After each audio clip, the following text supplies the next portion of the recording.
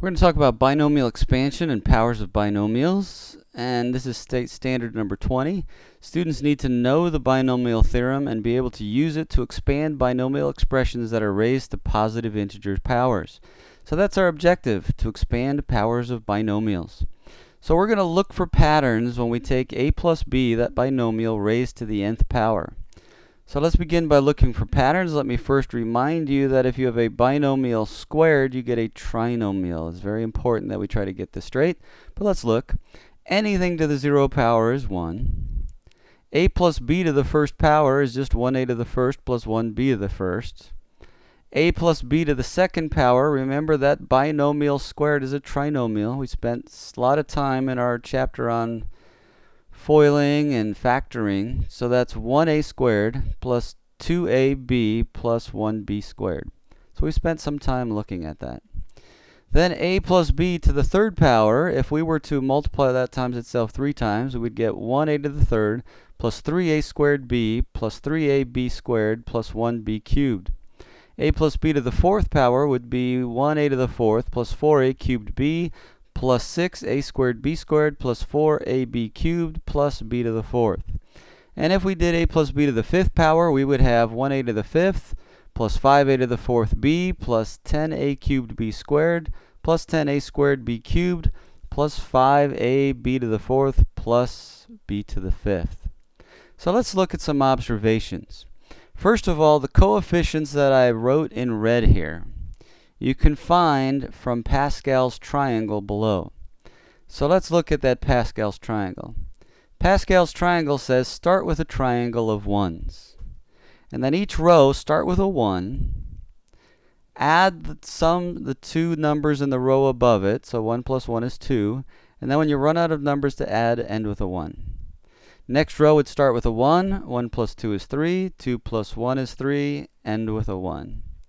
The next row, as we look at that, start with a 1. 1 plus 3 is 4. 3 plus 3 is 6. 3 plus 1 is 4. And end with a 1. Start with a 1 for the next row. 1 plus 4 is 5. 4 plus 6 is 10. 6 plus 4 is 10. 4 plus 1 is 5. End with a 1 again. And the last row we're going to write for now is start with a 1. 1 plus 5 is 6. 5 plus 10 is 15.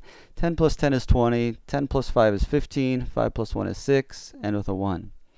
So let's make some observations about this pattern. First thing we notice is that each row begins and ends with a 1 for Pascal's triangle.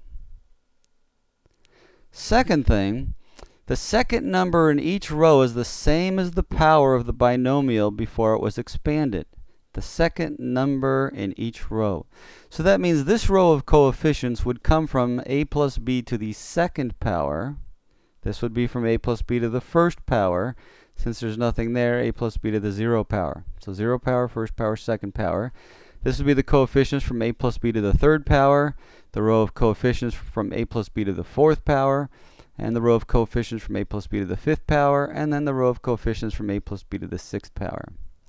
The numbers in any row includes the sum of the numbers above them. Well, that's how we generated the table. The powers of A are descending and B are ascending. Now for that, we've got to scroll back a little bit here.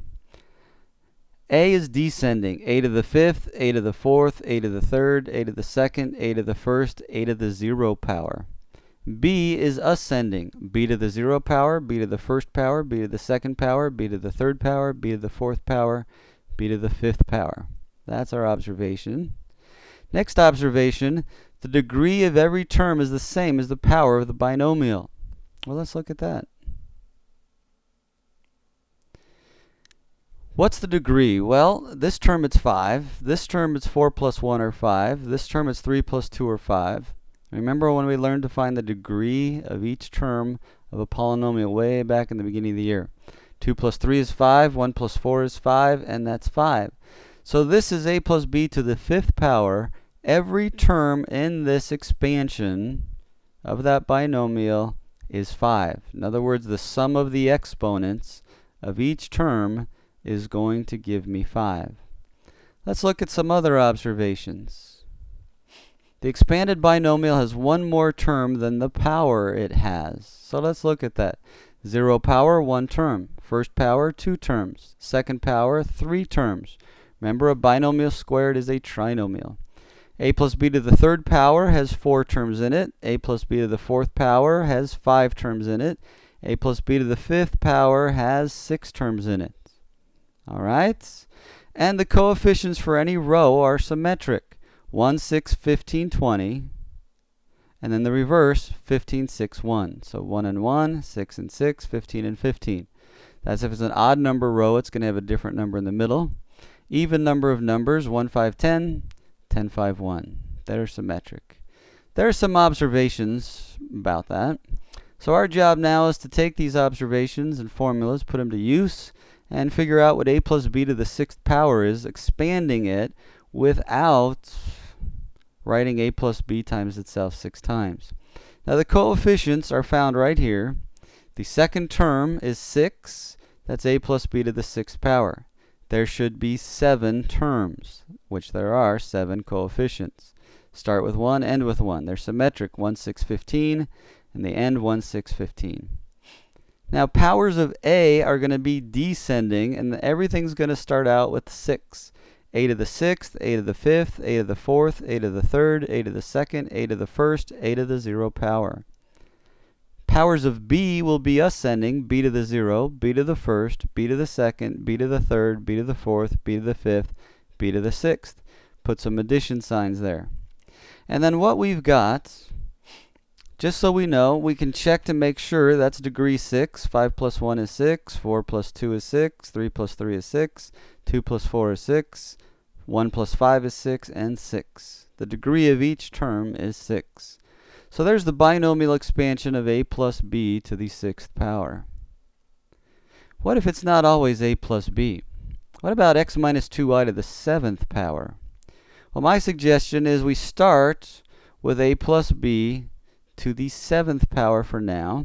And to get those numbers, we're going to start with 1. 1 plus 6 is 7. 6 plus 15 is 21. 15 plus 20 is 35. 20 plus 15 is 35. 15 plus 6 is 21. 6 plus 1 is 7. End with a 1. Descending powers of a to the 7th, 6th, 5th, 4th, 3rd, 2nd, 1st, and 0 powers. Ascending powers of b, b to the 0, 1st, 2nd, 3rd, 4th, 5th, 6th, and 7th powers. Put my addition signs. I know that says subtraction. But what we want to do now is everywhere we see an a, replace it with x.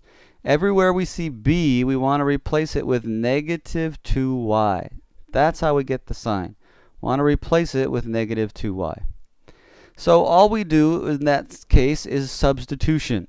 Everywhere I saw an a, I replaced it with x. Everywhere I saw a b, I'm going to put in parentheses negative 2y. So that's the substitution part. Let's do our order of operations. And order of operations says we need to do our exponents before we do anything else. So the 2y to the 1st power is already taken care of. The negative 2y squared becomes 4y squared. The negative 2y quantity cubed becomes negative 8y cubed. The negative 2y quantity to the 4th is 16y to the 4th. The negative 2y quantity to the 5th is negative 32y to the 5th. The negative 2y quantity to the 6th is 64y to the 6th. And the negative 2y to the quantity to the 7th power is negative 128y to the 7th. Next in line of order of operations would be multiplication. So let's multiply. 7x to the 6th times negative 2y is negative 14x to the 6th y. 21x to the 5th, 4y squared, is 84x to the 5th y squared. Plus 35x to the 4th times negative 8y cubed is negative 280x to the 4th y to the 3rd. An addition of 35x cubed times 16y to the 4th is plus 560x cubed y to the 4th. And then plus a 21x squared times negative 32y to the 5th is negative 672x squared y to the 5th. Plus 7x times 64y to the 6th is 448xy to the 6th. And then minus our 128y to the 7th. Next step would be to simplify any terms that are alike. There are no terms that are alike. So that is my expansion. X to the 7th minus 14x to the 6th y plus 84x to the 5th y squared minus 280x to the 4th y cubed plus 560x to the 3rd y to the 4th minus 672 x squared y to the 5th plus 448 x y to the 6th minus 128 y to the 7th. Why did I type that? I didn't. I plugged it into a computer program and had it check my answer. So x minus 2y to the 7th power, we expanded that to find all 8 terms. All right, let's look at another one. Sometimes we don't need to find every term, especially when we have something like a plus b to the 20th power, and there would be 21 terms. And in this case, they're giving me a little hint here. The first 3 terms are a to the 20th, 20a to the 19th b, plus 190 a to the 18th b to the 2nd, and they would like me to write the last 3 terms. Well, we know that the last 3 terms will be symmetric to the first 3 terms in terms of their coefficients, and then we can calculate the exponents of a and b.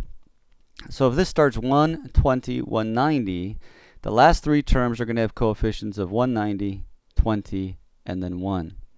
We want a to be descending power here, and b is going to be ascending. So from the end, a to the 0, a to the 1st, a to the 2nd, since our first alphabetical variable is in descending power. Our second alphabetical variable b is an ascending power, and it's got to end with b to the 20th. So to go backwards, b to the 19th, b to the 18th. If we check our previous observation, the degree of each term should be 20. 2 and 18 is 20. 1 and 19 is 20. And then 20 is 20. Put our addition signs, and we're done. If you want to see the complete expansion, that's what it looks like on the computer program I did. There's all 21 terms of a plus b to the 20th power. That's our first look at expanding binomials. In the next episode, we're going to try to find another way just to find 1, 2, or 3 terms.